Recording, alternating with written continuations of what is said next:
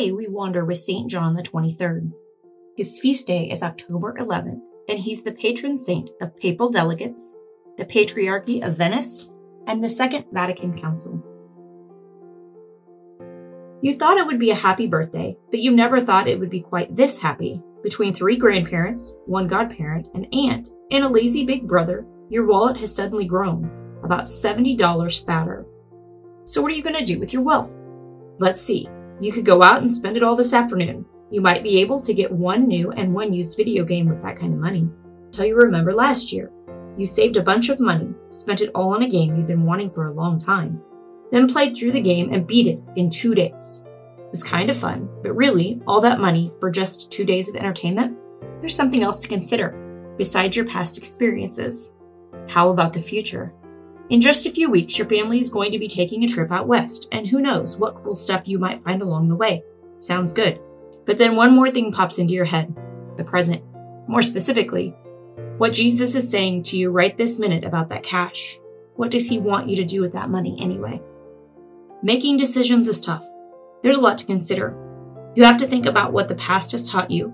You need to keep the future in mind. And above all, you need to consider what your best friend Jesus has to say about it all right this minute. In the present. After all, he does know best. Taking the past, future, and God's will in the present into account when you make a decision is really important. It's more than important. It's one more way of living out that virtue called prudence. You can see that being prudent is important in making decisions for yourself. It's even more important when you're given the responsibility of making decisions that are going to affect a lot of people. That's why prudence is such a good virtue for leaders to have. The 20th century was an amazing century. Life changed dramatically during those years, mostly for the good. Diseases like polio and smallpox were conquered. People could travel across the world in a day on airplanes and communicate with each other in seconds on the internet and the telephone. But not everything was great in the 20th century. It was a century filled with horrible wars that killed millions and with evil leaders like Stalin in Russia, Mao in China, and Hitler in Germany, who slaughtered tens of millions of people too. Technology brought us wonderful inventions that made life easier and more fun, but it also brought us weapons that could wipe out half the earth if they were ever used. With so much possibility for good and evil, the 20th century was a time that needed good leaders who could look at the past, present, and future and make good, prudent decisions. Even the church needed leaders like that. Just when we needed it most, God gave us a gift, Pope John the 23rd, who was Pope for only a short time, 1959 to 1963, but who had an amazing impact on the church and the entire world. Of course, John the 23rd was not the name he was born with. His parents named him Angelo Roncalli, born in 1881 in the northern part of Italy. His family farmed for a living, and Angelo was the oldest boy of 12 brothers and sisters. Angelo's earliest memories are of his mother at prayer. He could remember trotting alongside his mother, who was carrying 2 babies and pregnant with another, on a long walk through the country that ended up at the beautiful shrine dedicated to Mary. When he was a teenager, Angelo decided he wanted to be a priest. He studied in the seminary, where he was most interested in the history of the church. After he was ordained a priest, Angelo expected nothing more out of the rest of his life than that of a normal parish priest back in the part of Italy where he'd grown up. It was what he knew and what he thought God was calling him to. But very soon, it became clear that God had other plans for Angelo. Over the course of his career, Father Angelo held many jobs, some exciting, some difficult. He was a secretary to a bishop for 10 years. He served as a medical worker in battlefields during World War I, and he never forgot the suffering he witnessed there. He represented the church in countries like Bulgaria and Turkey, countries where there were hardly any Catholics, and it was really important to understand and get along with people of different religions. Finally, when he was 71 years old, Father Angelo Roncalli came home. He was appointed to be the leader of the church in the city of Venice, Italy. Father Angelo, now Archbishop, had come home and for all he knew would spend the rest of his life simply tending to the needs of the people of Venice.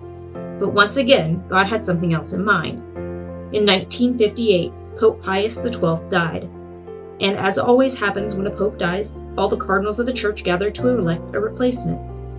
Much to everyone's surprise, they elected Angelo Roncalli of Venice. He was 76 years old. Now, you would think that a 76-year-old man would know his place. You'd think he would settle into the Vatican, sit comfortably in his chair, and just hold the fort until God had called him home and a younger, more energetic man could get things going. Not quite. Angelo, who was now Pope John XXIII, had plenty of energy and plenty of ideas. The time for action was now. The Spirit was calling, and Pope John XXIII, thinking of the past, present, and future, was going to answer. First of all, John XXIII knew that times had changed, and it was time for popes to stop acting like royalty, which they had been doing for too many years. John was supposed to wear a big jeweled tiara on his head. He wore it twice. When he went from place to place, he was supposed to sit in a special chair that would be hoisted up onto the shoulders of men who would carry him.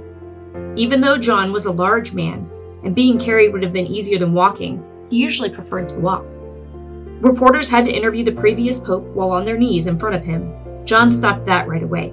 He was the Bishop of Rome, so he acted like it, going into the city of Rome and mingling with the people. The very first Christmas he was pope, John visited 2 children's hospitals in Rome, spending time with sick children, something that people could remember no other pope doing before. John knew that the Spirit had called him to serve the people of God, not to act like a prince among them. But that wasn't the only thing he knew he had to change. When John XXIII was elected pope, the world was a very different place than it had been even 200 years before. In the past, the church had a lot of power in the world. That wasn't the case anymore. Nations had much more power than the church and were sometimes using that power to hurt people. John believed that the church needed to speak with a stronger voice so that it could protect all people from war, violence, and poverty. Other things had changed too. There were new ways of thinking about the world, ways that had nothing to do with religion or the Bible. Many people had come to believe that the advances of science made faith in God unnecessary. John saw much good in new scientific discoveries, but he also knew that without God, we are lost. He wanted to help people who had faith learn how to talk to people who did not have faith in ways they could understand, and in ways that would help everyone see the truth of God's love. In other words, what John XXIII wanted was to open the church up to the world so that the church could spread the good news of Jesus' love in a way that made sense to people of the new century. It wasn't the Middle Ages anymore. It was the 20th century. John wanted the whole world to be able to hear the good news in 20th century words. So John looked to the past. He saw that while the church had always preached the same gospel, the way it had been preached over the years changed from time to time. Change was okay and nothing to be afraid of. He looked to the future. He saw that the world needed Jesus very badly, and if the church didn't try to understand modern times, lots of people might never hear about Jesus. And John XXIII listened to the Spirit in the present. He listened to God speaking in his heart, looked at the responsibility he'd been given, and answered that voice. He called an ecumenical council, what we call the Second Vatican Council. During this council, all the bishops of the world gathered in Rome for 3 years, 1962 to 1965. They prayed, discussed, and studied. They wrote many papers outlining new, exciting ways the church could spread the old, unchanging truth about God's love in the modern world. The church you see today preaches the same good news it always has, but in a way that's very different today than it was before the council. And that's because these are different times. John XXIII had a vision and hope. He made a decision based on that hope and based on the virtue of prudence, a virtue that he spoke of a great deal. John, whom today we call St. John XXIII, John believed that Jesus' love was for everybody in the world. He wanted the church to be a strong voice proclaiming that love in modern times to modern people. He looked to the past, present, and future in making his decisions to lead the church in that direction. When we make prudent decisions, that's exactly what we have to do too. We should think about the past, understand how our choices will affect us in the future, and listen to God's voice in our hearts in the present. Popes and kids, we're all called to be prudent. We're all called to be wise.